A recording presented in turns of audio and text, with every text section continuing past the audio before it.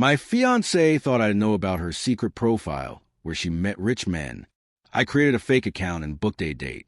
When she walked into the hotel room, expecting a client, she found me and her parents sitting on the bed waiting for an explanation.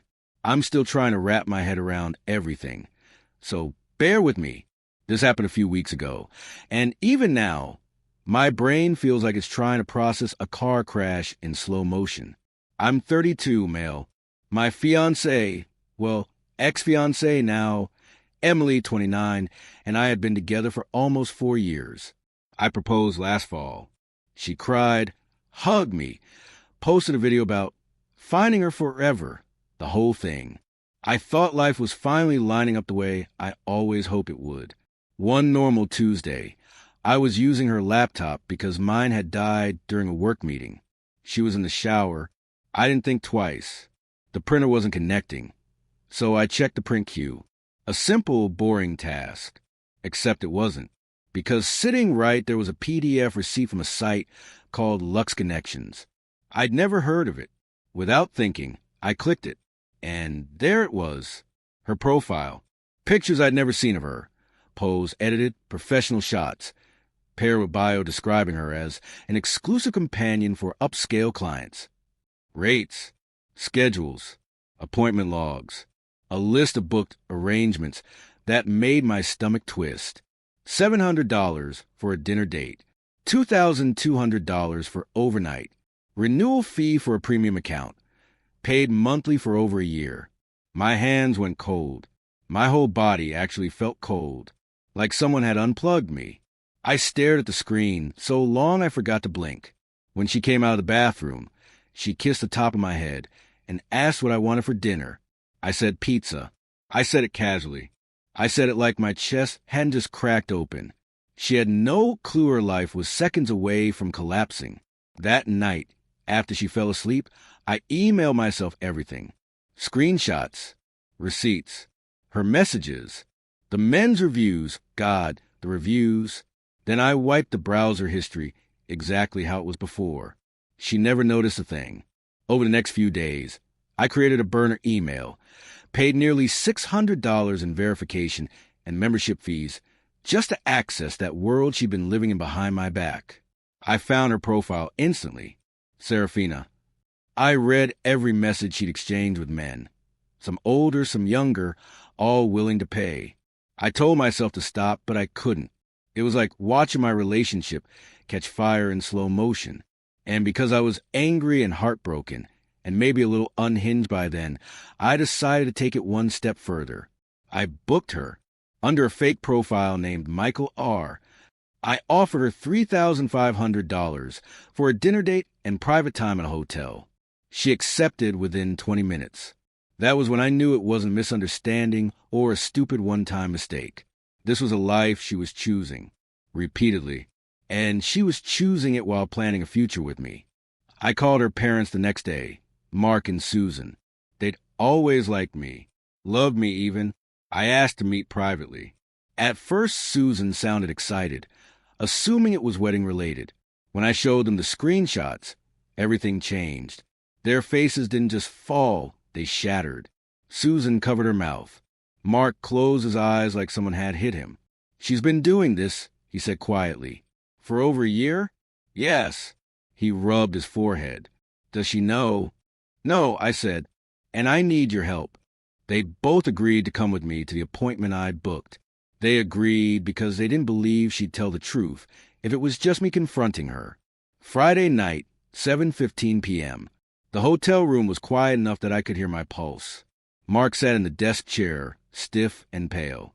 Susan pays so much I worried she were a hole in the carpet.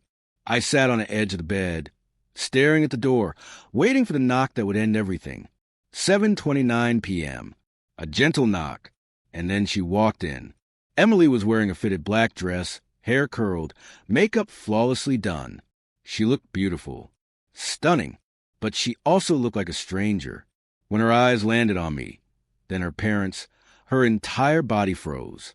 What is this?" she whispered. "Come in," I said. My voice didn't even shake. That scared me more than anything. She stepped inside slowly, eyes darting around like she was trying to find an escape route. "Emily," her mom said, voice breaking. "Why are you here?" Emily swallowed hard. I don't know. I think there's been a misunderstanding." "Drop it," I said. "You're here for an appointment. With Michael R." "That's me." She blinked again. "I don't know what you're talking about." "Really?" I held up my phone. "Confirmation message. Your profile. Your rates. Want me to read some reviews." Panic flickered in her eyes. Then something else slid in, calculation. "You went through my computer," she snapped. "You violated my privacy." "You left the receipt open," I said. She crossed her arms. "So you ambushed me with my parents? This is abusive. This is manipulative. I'm allowed to research things in my writing." Susan's head jerked up. "Writing? Emily, these aren't research notes. These are men. These are bookings." "It's not what you think," she yelled. "It's part of a project I'm doing on modern dating culture. It's sociological. The payments are fake." "Emily," her father said, voice low and exhausted, "the reviews go back months." Her face crumpled for a moment, then hardened. Fine. You want the truth? I did it because your salary is enough." The room went dead still. "I deserve more," she said quietly. "A nicer wedding. A better honeymoon. A better lifestyle. I shouldn't have to settle." "Settle?" I said. "Settle." She looked right at me. Bora Bora isn't cheap, Mason." Her mother gasped. Her father stood up so quickly the chair scraped. "We raise you better than this," he said, voice shaking with anger. Emily rolled her eyes. "You raised me to marry well. Guess what? I found a way to make money while I still have the looks to do it." The entitlement in her tone made my chest ache. "Get out," I said quietly. "What?" "We're done. The engagement is over." She scoffed. "Because you're insecure? Because I'm desirable and you can't handle it." Her father grabbed her by the arm. "Enough. You're coming with us." She fought him all the way out the door. The hallway echoed with her yelling about traps and setups and misogyny. I stood there in the silent room, staring at the space where my future used to be. The next morning, Mark called me. They were canceling the engagement party. Emily was already spinning a story, painting me as controlling, jealous, abusive. By Saturday afternoon, my phone was blowing up with messages from mutual friends. "Dude, what happened?" She said you freaked out over nothing. She says you tracked her phone. I sent the same message every time. She's lying. I have proof. If she wants to tell the truth, she knows where to find me. On Sunday, she showed up with her best friend, Haley, pounding on my door until I opened it. "You can't kick me out," she yelled. "I live here. Your name isn't on the lease," I said. "You moved in with me. Now you're moving out." "This is illegal," she said. "I have tenant rights." I held up a packet. "Spoke to a lawyer." "You don't." Haley jumped in. "You're seriously ending things over one mistake." "One mistake." I laughed. It lasted over a year. Emily started crying then. Real tears. But not tears of remorse. Tears of inconvenience. Tears of someone who'd lost the upper hand. "I loved you," she said. "I wanted to marry you." While meeting strangers for $2,000 a night, I replied, "That wasn't personal," she said softly. "It was just business."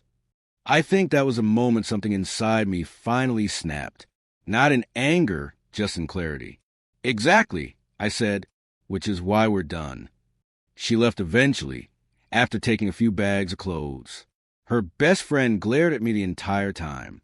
Over the next few days, the social media campaign began. Cryptic posts about escaping a narcissist. Comments from her friends defending her. Vague drama bait captions like, "Sometimes the person you trust the most is the one who hurts you deepest." I didn't respond. Didn't post anything. Didn't defend myself. Until one day I did. Just one post. It said, "I've stayed quiet while false accusations were made about me. I won't post details because I have no desire to embarrass anyone. But I ended my engagement because of repeated deception and infidelity. That isn't abuse. That's self-respect. And I left it at that. Surprisingly, her parents backed me. They called family members, shut down the rumors, told people she'd been unfaithful and dishonest. Not the escort details, just the truth that mattered. Slowly, her narrative started unraveling. A few weeks later, she sent me an email. Subject line, "I'm sorry." 8 paragraphs of half apologies, excuses, self-pity, and finally a plea to try again. My lawyer told me not to respond, so I didn't. 2 days after that, she started dating a guy who wears designer watches in every Instagram picture. Good for her, I guess. Maybe he can afford the lifestyle she thinks she deserves. Meanwhile, my apartment feels different now. Lighter, quieter, honest. I got new furniture, repainted the bedroom, started therapy, not because I'm broken, but because I want to understand why I ignored the subtle red flags, why I trusted so blindly. My therapist asked if I regretted the hotel confrontation. I told her no, because Emily would have lied. She would have spun it. She would have made me doubt reality. She needed to be caught in a situation she couldn't rewrite. Do I feel guilty? No, I didn't humiliate her publicly. I confronted her with the people who loved her most. She's the one who took it online. It's been weeks now, and honestly, I feel lucky. Lucky I found out before the wedding, before joint accounts, before kids, before mortgage, before being legally tied to someone who saw me as a financial safety net, and nothing more. The ring is still in my closet. Custom made, non-refundable. I might pawn it.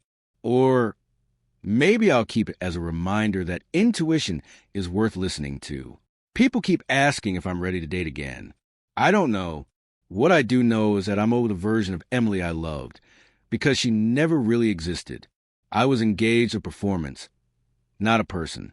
If I had to offer advice to anyone reading this, if something feels off, trust yourself. If you find evidence of betrayal, gather everything before confronting. If someone lies even when caught red-handed, they're not worth saving. And don't handle it alone. Involve the people who matter. I'm moving forward now. Slowly, carefully, but forward. And honestly, not marrying someone who saw me as a backup plan while selling herself to other men. That's a win worth celebrating.